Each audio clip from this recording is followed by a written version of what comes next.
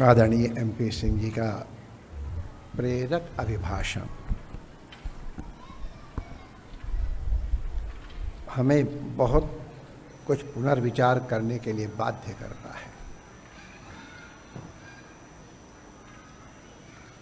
हम लोग फिजिक्स के विद्यार्थी हैं तो हम लोगों की दृष्टि ही थोड़ी अलग होती है। इज़राइल एक इतना छोटा सा देश है, संभवतः उत्तर प्रदेश से महाराज जी उसकी 87 लाख आबादी है। उत्तराखंड के बराबर, उत्तराखंड से आधा, उत्तराखंड से भी आधा, उत्तराखंड से आधा। और उसके चारों तरफ कितने प्रबल उसके, और क्या कारण है कि उसकी हस्ती अभी तक बरकरार है।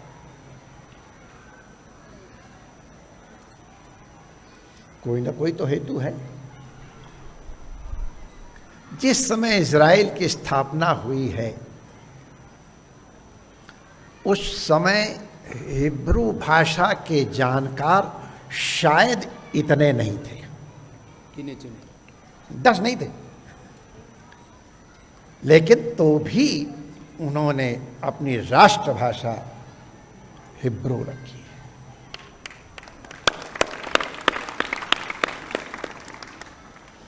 हम लोगों ने उससे कहीं अधिक महिमा, हिब्रू भाषा में भी संस्कृत भाषा के एक, चूँकि उसका विद्यार्थी मैं हूँ इसलिए कहता हूँ, बहुत कुछ शब्द हैं। जहाँ पिरामिड है इराक में, वहाँ गए, वहाँ भी हमारी संस्कृति के बहुत से मूल हैं। इतनी दूर तक फैली हुई चेतना को प्रसारित करने वाली भाषा को, और हम लोग जब स्वतंत्र हुए तो उसको डेड लैंग्वेज कहने लग गए, तो हमारी फिर डेथ तो अपने आप उसी दिन हो गई। जिसको अपने राष्ट्र का, जिसको अपनी भाषा का, जिसको अपनी संस्कृति का, अपने पूर्वजों का अभिमान नहीं, वो काहे को न रहे।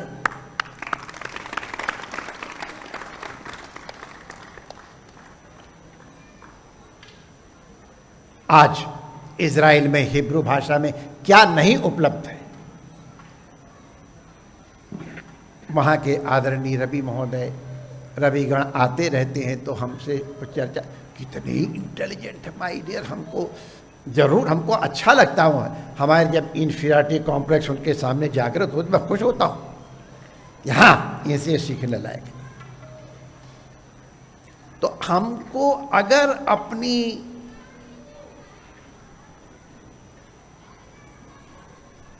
विल पावर बढ़ानी, आत्मशक्ति बढ़ानी है, तो आत्मशक्ति प्रदान करने वाले, उसकी प्रेरणा देने वाले शास्त्रों का हमें अंदर से सम्मान करना होगा।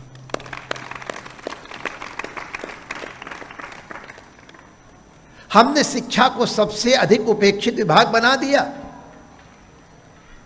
जिनको शिक्षा से कोई लेना देना नहीं, जिनको भारतीय संस्कृति से, जिनको संस्कृत भाषा से, हिंदी भाषा से कोई लेना देना दूर दूर तक नहीं, और वो माने इसको कृपा करके राजनीतिक वक्तव्य न माना जाए, उनको अगर एजुकेशन मिनिस्टर बनाया जाएगा तो उसके क्या परिणाम होंगे आज हम देख रहे हैं। अंग्रेजों के ज़माने में जो पाठ्यक्रम थे उनको देखो और अब देखो, आपको आश्चर्य होगा। विधर्मियों का राज्य कहलाएगा, लेकिन उस समय हमारे पाठ्य ग्रंथों में कैसे कैसे अद्भुत चरित्र, कैसे अद्भुत अद्भुत शास्त्र, कैसे कैसे प्रेरणादायक कहानियाँ थी। आज हमने हमको नाम ले करके और उनको तिरस्कार कर दिया है। बहुत असर होता है। दो तोते के बच्चे लागे, बड़ी प्रसिद्ध कथा है, बहुत प्रसिद्ध कथा है। राजा के दरबार में एक ने आकर राजा को आशीर्वाद दिया है, कादम्बरी में शुक ने आके आशीर्वाद दिया है राजा को, जो साहित्य के विद्यार्थी होंगे जानते हैं। और दूसरा आ करके उसने कुछ अपशब्द का उच्चारण प्रारंभ किया, तो राजा ने कहा इस दूसरे तोते को मार दिया जाए। तो जो पहला वाला तोता कहता है, राजन अहम मुनीनाम वचनम शृणोमि, जातो एक वचनम, अहम मुनीनाम वचनम शृणोमि शृणोति ऐसा बधिकस्य वार्ता न चास्य दोषो न च मे गुणोयम संस्कार जा दोष गुणा भवन्ति। हमको स्मरण आया, पूज्य योगीराज जी ने हमसे जब बताया इनके पिताजी मजदूरी करते हैं और दोनों बहनें, हमको वो उस तोता याद आ गया कि अगर वो मुनियों के यहाँ न गया होता तो वो आशीर्वाद कैसे दे पाता। आज हमको संकोच नहीं है माय डियर आप लोगों के सामने अपनी हीनता प्रदर्शित करने में। इतने सूत्र और इतनी शिक्षाएं और इतने तो हमको भी नहीं याद, जो आप लोगों ने अभी से याद कर लिया। जब हमारी उम्र तक पहुंचोगे तुम लोग कहाँ जाओगे हमको पता ही नहीं चलता। वैसे हमको बहुत अधिक जैसा लोग जान, वैसे ही हमारे विषय में भ्रांति है लोगों को, हमको शास्त्र आते हैं। लेकिन एक बार हम विदेश में जहाँ पर वो सबसे बड़ा विश्व का मंदिर है कंबोडिया में, तो वहाँ पर एक न्याय सूत्र के ऊपर हमको लगा, तो हमको ध्यान था कि हमने न्याय सूत्र ठीक ठीक याद किया। हमने कहा ये न्याय सूत्र है, तो महाराज ने कहा नहीं ये तो ऐसा है। तो मैं कहा चलाओ देखें। तो देखा गया पुत्रात छात्रात पराजयम, उससे हम गौरवान्वित हो गए, इनसे हार के हम बड़े हो गए। सर्वत्र विजयम कांक्षेत पुत्रात छात्र, इनका जो कहा हुआ वाक्य था वो सही था हमारा।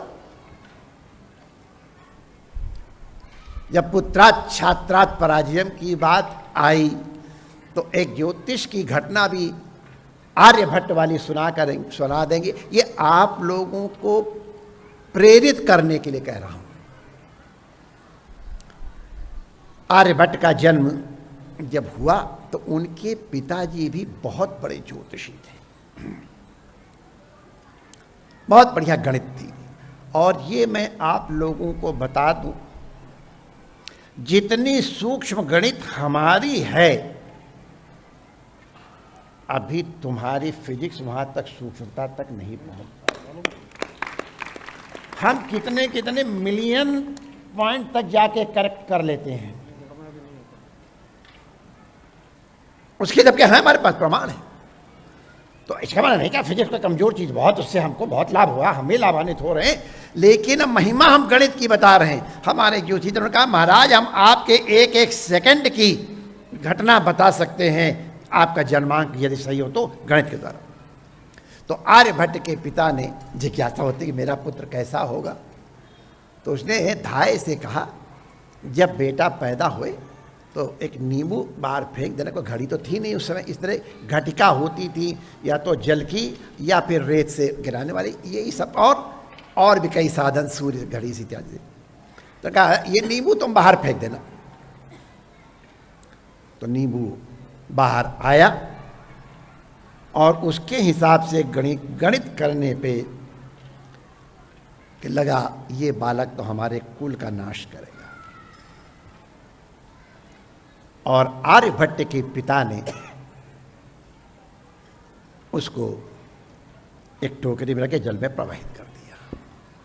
ये बहुत पहले की परंपरा है। मोसेस भी इसी तरह हुआ, कर्ण भी हुए और आर्यभट्ट भी हुए। सौभाग्य की बात है कि आर्यभट्ट को किन्हीं ने उठा लिया, पाला। और मेरी महाराज एक बालक की ओर इंगित कर रहे थे, तो मैंने उनसे कहा हाँ महाराज होता है। कई लोग बचपन से बड़े बुद्धिमान होते हैं। एक बार एक महात्मा माने न्याय के विद्वान थे, तो एक 5 साल के बच्चे से पूछते हैं, आप नदी किनारे खेल रहे थे कि आपका गांव कितनी दूर है? बाबा ये साधारण प्रश्न आप हमसे कर रहे हैं? अरे हम बालक हैं, कितनी दूर आएंगे घर से? माने इतना भी आप नहीं सोचते हम बालक लोग थोड़ी, तो यही थोड़ी दूर गांव है वो बेचारे। इसी तरह से एक बालक किसी के घर में अग्नि मांगने के लिए गए, तो पहले अग्नि मांग लिया जाता था, तो उन्हें कहा कि तुम बर्तन तो लाए नहीं हो, अग्नि कैसे ले जाओगे? तो उन्हें तुरंत राख उठाई, लाओ इसमें आग दे दो, और लेके चला गया। वो पंडित जी ने उसकी व्युत्पन्न मति को देख के कहा, अरे भाई इसकी तुम्हें माता, ये बालक हमको दे दो। ये तो कोई बहुत बड़ा रघुनाथ शर्मा। तो आर्यभट्ट चले गए और फिर कालक्रम से बहुत बड़े ज्योतिष के बहुत बड़े विद्वान हुए। उनके पोषक माता पिता ने उनसे कहा कि बेटा, हमने तुमको अपनी संतान मान के ही पाला है, लेकिन तुम हमको इस तरह से प्राप्त हुए थे। तुम्हारे वास्तविक माता पिता हम, लेकिन हम तुमको उससे अधिक प्रेम। तो आर्यभट्ट के मन में आया, आर्यभट्ट ने एक नया सिद्धांत, जिसको आर्यभट्टियम कहते हैं, लोग जानते होंगे। तो उन्होंने, जब हम लोग 7वें 8वें दर्जे में पढ़ते थे, तो जो क्वेश्चन आता था विद्यालय में मैथमेटिक्स का, उसका पहले उत्तर निकालते थे, और फिर ये सही है कि नहीं, तो बाईं तरफ उत्तर से और फिर क्वेश्चन निकाल लेते, दोनों मिल जाते, तो लगता हाँ हमारा उत्तर सही है। तो उस तरह से आर्यभट्ट ने गणित लगाया अपने जीवन की घटनाओं को स्मरण करके, और उनको लगा इस दिन इतने घट, इतने पल, इतने विपल, इतने ने हम जब बाहर निकलेंगे तो जो पहला व्यक्ति दिखाई पड़ेगा वो मेरा पिता होगा। और जिस दिन वो घड़ी आई उस दिन तूफान चल रहा था, आंधी आ रही थी, लेकिन अब इनको अपने पिता को ढूंढना था। तो चले, और जब चले तो थोड़ी देर में देखा, पहले ब्राह्मणों की एक वेशभूषा, सिर पे पगड़ी है, चंदन है, ऐसा करके दुपट्टा है। देख करके प्रसन्न हुए आर्यभट्ट, मैं इनका पुत्र हूँ, लेकिन सहसा कैसे उनसे परिचय करें। तो थोड़ी देर बाद दोनों साथ खड़े हुए, तो बिजली कड़की।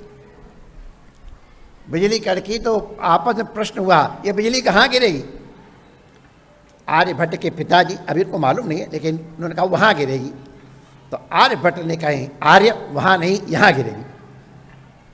उनको अभी इतने बड़े विद्वान, थोड़ा अहंकार तो माने अब उसको स्वाभिमान कहो, अहंकार करो, जो भी कहो, उनको आश्चर्य हुआ। लेकिन बात ये हुई कि जहाँ आर्यभट्ट ने कहा वहीं पे आके बिजली गिरी, और उनके पिता ने जो कहा वहाँ नहीं गिरी। अरे तुरंत प्रसन्न हो गए पंडित विद्वान। विद्वानों के स्वभाव होता है, वाह शाबाश, बस वाह वाह वाह वाह, किस कुल को तुमने धन्य किया है, तुमने कैसे गणित लगाया? तो ने कहा, गुरुदेव गणित तो वही था जो आपने लगाया, लेकिन इस समय वायु सैचुरेटेड है ह्यूमिडिटी से, इसलिए साउंड की गति बदल गई है, और उसका आपने वेरिएशन नहीं किया, और इसके कारण वाह वाह वाह वाह, धन्य है, धन्य किसके कि धन्य देगा। तो ने कहा कि मैं आपका पुत्र है।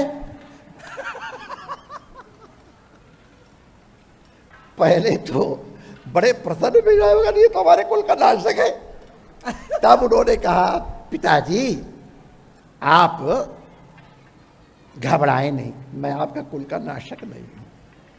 अब उनको और आश्चर्य हुआ, इसको हमारे मन की बात कैसे पता चल गई। फिर उसने गणित का सब बताया, आपने हमारे जन्मांक को कुछ क्षणों के वेरिएशन से नहीं किया है, माप लिया। ऐसा कैसे है? हमने आप चल के पूछो, चल के तो आपको पता चल जाएगा। अभी वो धाय जिंदा थी जिसने इनका वो जापा कराया था, तो जब पूछा, क्यों भगवती तुमने नींबू उसमें ठीक से फेंका था? नहीं महाराज, जब बच्चा पैदा हुआ मैंने नींबू फेंका तो वो दहलीज, जो पहले दहलीज हुआ करते, उसमें लौट के आ गया। अब मैं बच्चे को संभालने लग गई, बच्चे को संभाल के फिर मैंने आपके पास नींबू फेंचा। इतना अधिक वेरिएशन पड़ गया। अरे उन्होंने कहा तुमने तो मेरे जीवन का ही नाश कर दिया था। तब आर्यभट्ट भट्ट कहता नहीं पिताजी, आप हमारे गणित देखो, मेरे अदृष्ट में ये भी था, इतनी दिनों का आपका भी था। पिता प्रसन्न हुए अपने पुत्र से पराजित होकर के। शिष्यों से पराजित होकर तो कईयों घटना है, लेकिन बच्चों एक ये ध्यान रखना, पहली बात तो है तुमको अपनी विद्या के प्रति असीम नहीं परिपूर्ण श्रद्धा और आस्था रखनी चाहिए। बोझा मान करके करोगे तो आपको उसका परम लाभ नहीं मिलेगा। चंद्रशेखर आजाद को बड़ी मुश्किल से मनाया गया था, उनको लगता था संस्कृत का। फिर जिनसे विद्या प्राप्त करते हो उनके प्रति असीम श्रद्धा होनी चाहिए।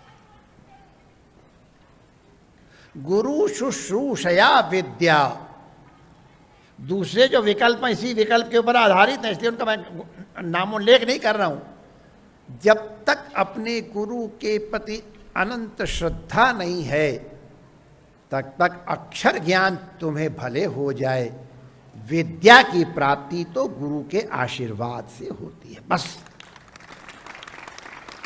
नान्या पंथा विद्यते अनाय। हम लोग जब कॉलेज में पढ़ते थे थोड़े बड़े घरों के थे, लेकिन हमारे अध्यापक थोड़ा जैसा होते ही थे, लेकिन फिर भी हम उनकी साइकिल को ले जा करके उस स्टैंड में जमा करने में अपने बड़ा गौरवान्वित महसूस करते थे। हमने अपने गुरु जी की सेवा की, गुरु की पचपा। अब आज लोग गुरु को टीचर समझने लगे हैं। अरे he takes salary, what is there, like servant. कोई विद्या नहीं है। हमको अपने गुरु के प्रति परिपूर्ण श्रद्धा रखनी चाहिए। परिपूर्ण श्रद्धा का लक्षण है वो कभी टूटती नहीं है, डिगती नहीं है। अगर डिगती है और टूटती है तो इसकी मतलब वो श्रद्धा ही नहीं है, वो कुछ और है। तो परिपूर्ण श्रद्धा चाहिए।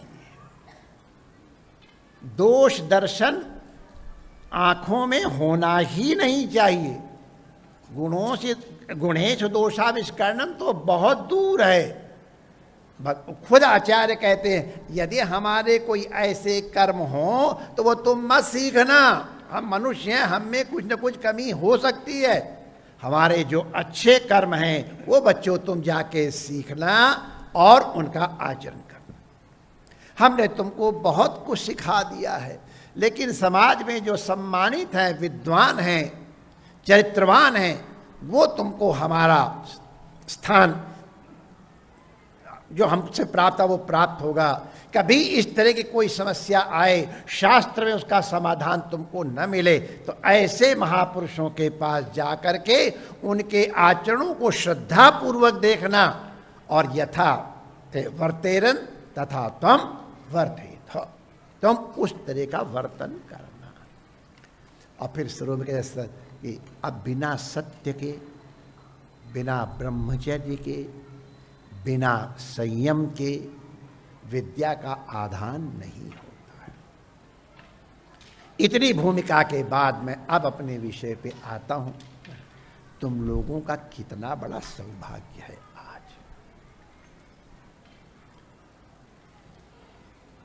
आज एक ऐसे महापुरुष की हमको जरा बार बार लगाम लगानी पड़ रही बाध्यता के कारण, लेकिन थोड़ा बहुत निकल ही जाता, मैं क्या करूं।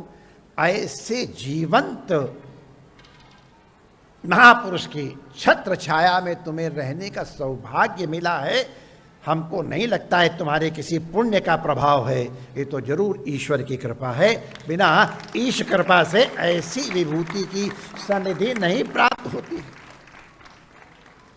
आप इनकी सनिधि में एक क्षण के लिए लोग कहते हैं अरे बाबा बाबा बाबा दिखाई पड़ गए कार में, तुम्हारी पूरी सड़क में हल्ला मचता है, और तुम लोग रात दिन उठते बैठते इनके दर्शन करते हो।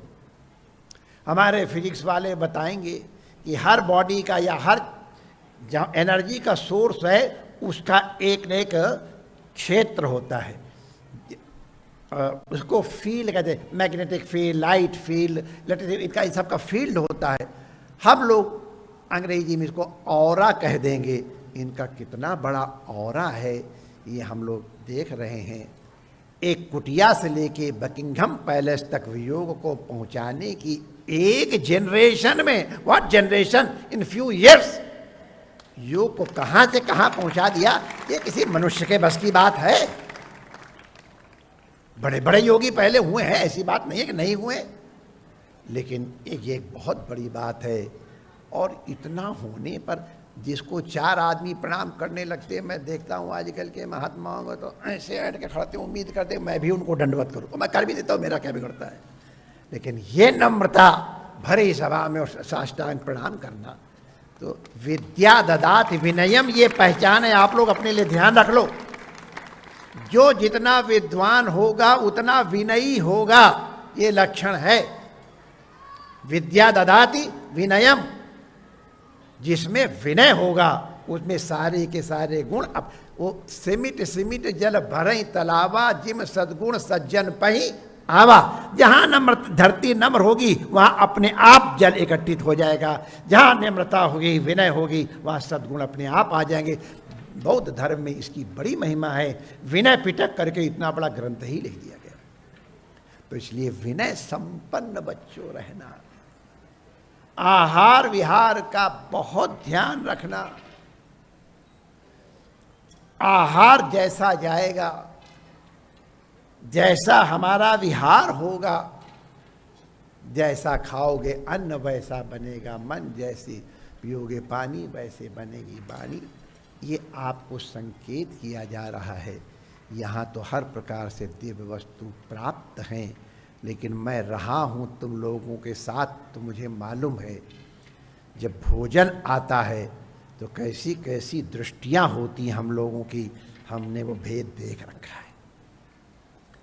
भोजन के प्रति पूज्य बुद्धि, श्रद्धा बुद्धि रखना हम लोग इसीलिए नैवेद्य लगाकर करते हैं, फिर उसमें हमको भोज्य बुद्धि न रहे, प्रसाद बुद्धि रहे। प्रसादे सर्व दुखा नाम हानिरस्य। ये हमारी दृष्टि कैसे बदलेगी। रघुनाथ के इतने गुण गाए, मैं 2 मिनट में रघुनाथ की कथा जो बहुत सुनाता हूँ, शायद यहाँ सुनाई कि नहीं सुनाई हमको मालूम नहीं है। रावण सीता का हरण कर ले गया, और वाल्मीकि तो कैसे कैसे करने की चेष्टा लिखा हुआ है, या नहीं सुनाई पड़ती, सुना तो सब कुछ बताया, तो नहीं सुने। अच्छा तो युद्ध में, अंत में युद्ध हुआ और सब घटनाएं आपको मालूम। मूल बात हम कहने पे आ रहे हैं। कुंभकर्ण को जगाया रावण ने। कुंभकर्ण बड़ी परिश्रम से उठाया गया, उठ करके उसने अपने बड़े भाई रावण को प्रणाम किया। हम लोग जब आश्रम में रहते थे तो अपने से जरा से भी सीनियर होते उसको प्रणाम करते थे, बड़े लोग। राक्षस कुल वाले भी बड़े भाई छोटे भाई का ध्यान रखते हैं। जो नहीं रखते, अब आप लोगों के लिए अपना जो विशेषण देना हो दे दे।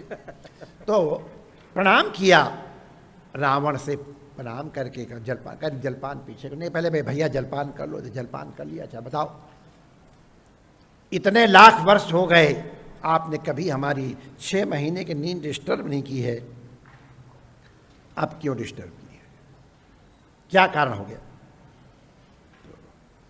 रावण ने सब घटना बता दी। छूटते ही कुंभकर्ण ने कहा, भैया तो बहुत बुरा किया, हमको पहले जगा लेते, हम तुमको रोक देते, समझा देते। खैर अब कोई बात नहीं, वो उपदेश का समय नहीं है, आपने युद्ध ठान दिया है तो आपके साथ मैं भी हूं। एक बात निश्चित है भाई साहब, आपकी मृत्यु निश्चित है। खाली एक चीज मैं कहना चाहता हूं, तुम सीता का हरण करके लाए हो, उसका उपयोग कर पाए? तो रावण का नहीं, अभी तक से काय के लिए क्या है जब उपयोग नहीं कर पाए? मैंने बहुत चेष्टा। अरे रावण, तुम इतने बड़े राजनेता हो, राजनीतिज्ञ हो, शास्त्रों के पंडित हो, तुम्हें मालूम है शाम दाम दंड भेद सब करके किसी न किसी तरह से अपना इष्ट साधन तो कर लेते। तो रावण ने कहा, मैंने सब कुछ करके देखा, लेकिन त्रिधर ओट कहत नहीं देखती हमारी तरफ सीता। मैंने यहां तक कह दिया मंदरोदी आदि रानियों को तुम्हारी नौकरानी बना दूंगा, तो एक बार तो मेरी तरफ आ जा। सीता देखी तक नहीं। अरे भाई साहब, आप तो मायावी हो। राम का रूप धारण कर लेते, राम का रूप धारण करके सीता के पास चले जाते, अपने को सेटिस्फाई कर लेते, और फिर कम से कम ये तो संतोष रहता। तो रावण ने कहा भैया मैंने वो भी ट्राई किया। अच्छा फिर क्या हुआ? हुआ क्या? उल्टा हो गया। राम का रूप धारण करने के लिए हमको उनके रूप का चिंतन करना पड़ा, और जैसे उनका मैंने चिंतन किया, आप लोग जानते हो कि वृत्ति तदाकाराकारित वृत्ति हो जाती है अंतःकरण की, तो रामाकाराकारित जैसे ही मेरे अंतःकरण में वृत्ति हुई, मुझे सीता तो क्या मंदोदरी भी माता दिखाई पड़ने लगी। अरे मैंने कहा राम राम राम राम, ये तो मेरे गाने में, मैंने तुरंत राम का रूप छोड़ दिया। प्रेरक कथा है माय डियर।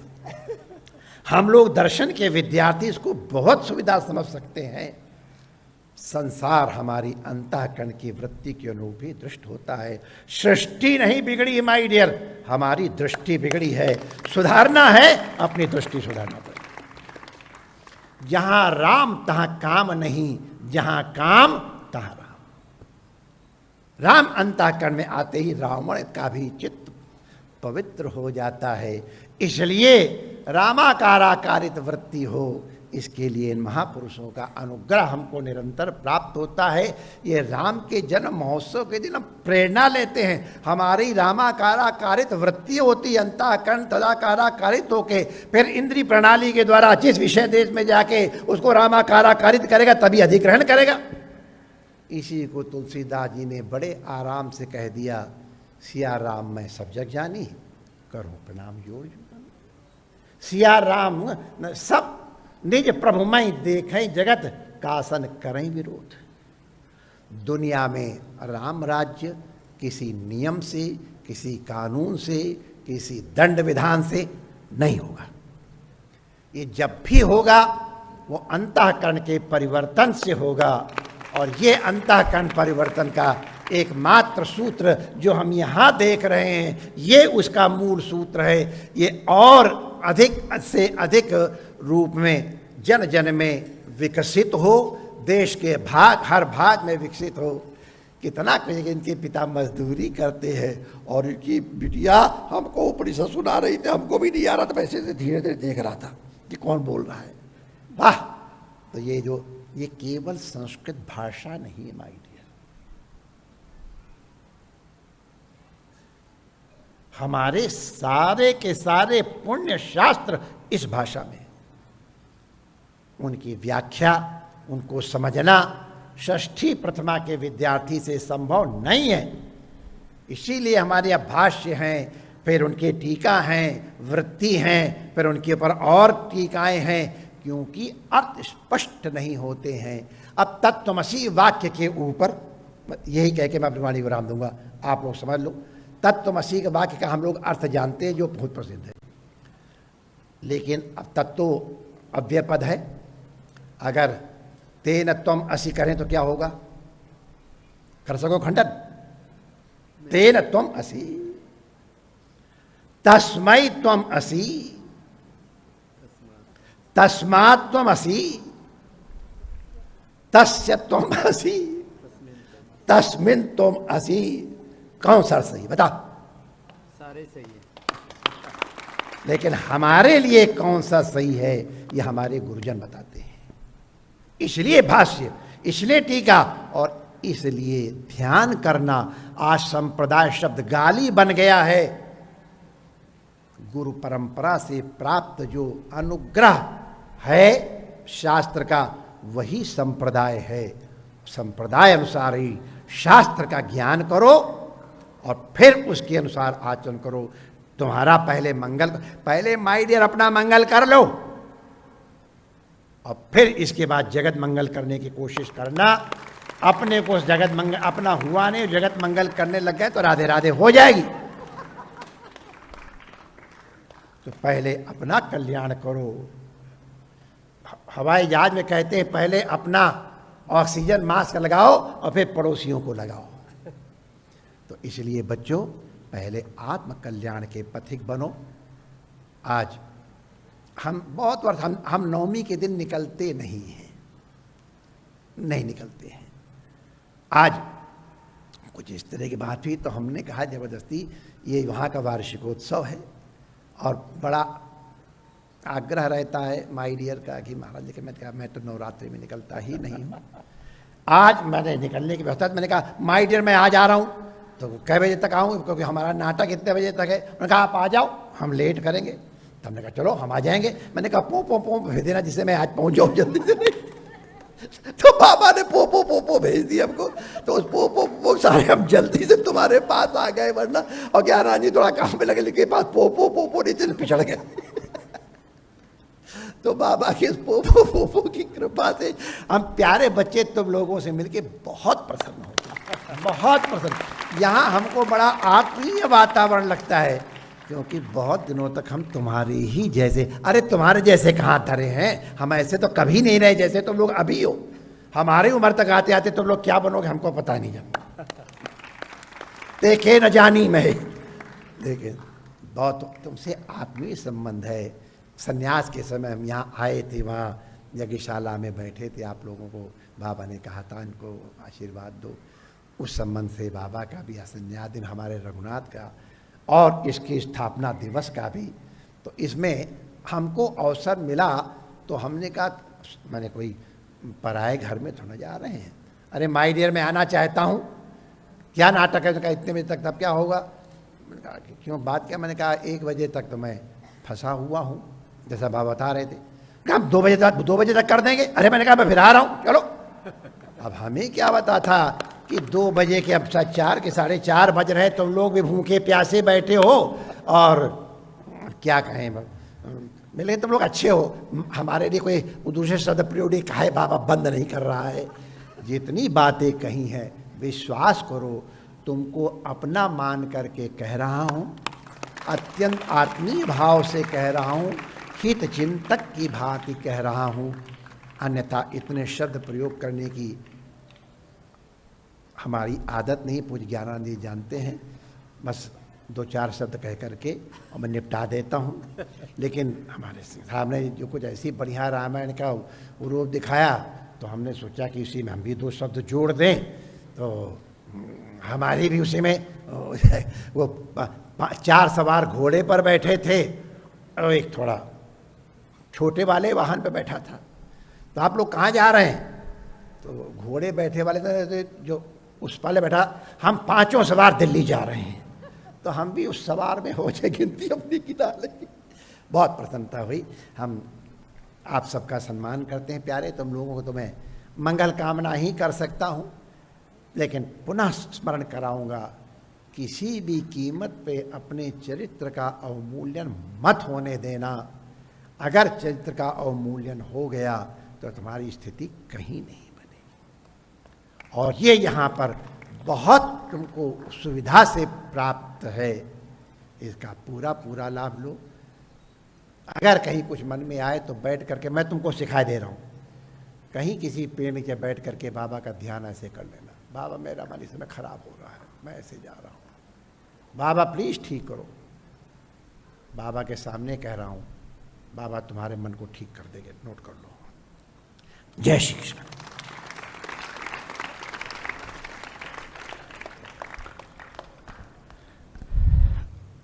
पूज्य गुरु जी ने बहुत अनुग्रह करके,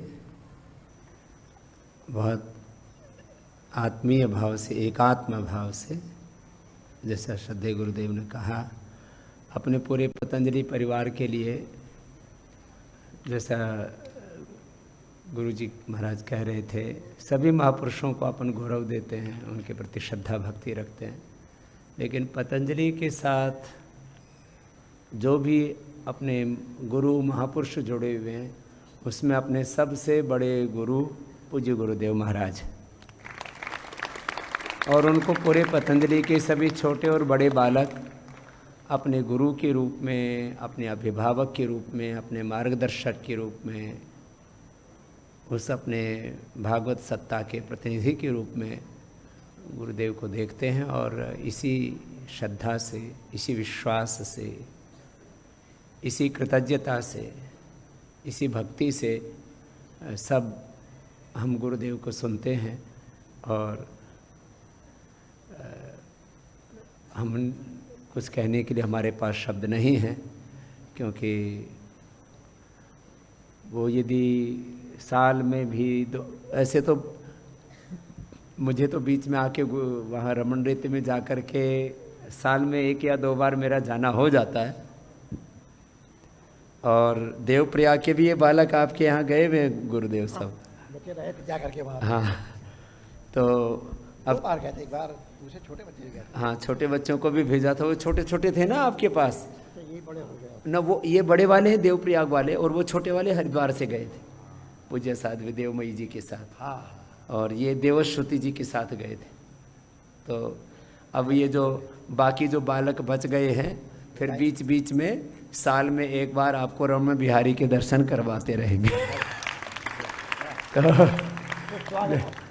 तो जो है, क्योंकि वो तीर्थ में एक महातीर्थ है पूज्य गुरु जी का,